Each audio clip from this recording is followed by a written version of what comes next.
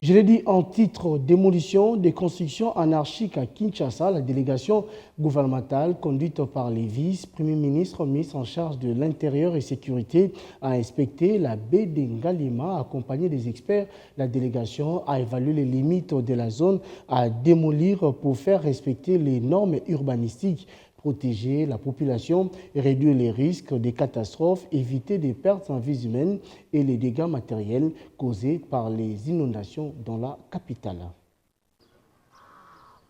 Garantir que toutes les constructions respectent les normes de sécurité et d'urbanisme établies par l'État, le vice-premier ministre en charge de l'Intérieur et sécurité a effectué la descente à la baie de Ngalema, non seulement pour palper du doigt les réalités de construction anarchique dans ces zones non aedificantes, mais aussi pour évaluer les limites de la zone à démolir.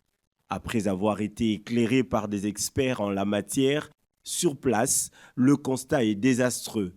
Certaines constructions ont dépassé la limite de 100 mètres à partir du lit majeur du fleuve, tel que l'exigent les normes de l'urbanisation.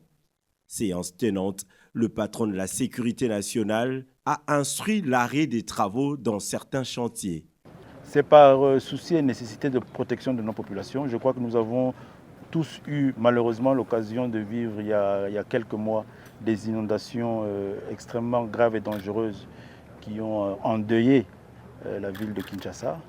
Et tout cela est non seulement le fait des intempéries, du changement climatique, mais aussi le fait des hommes à travers certaines constructions dans des zones non autorisées.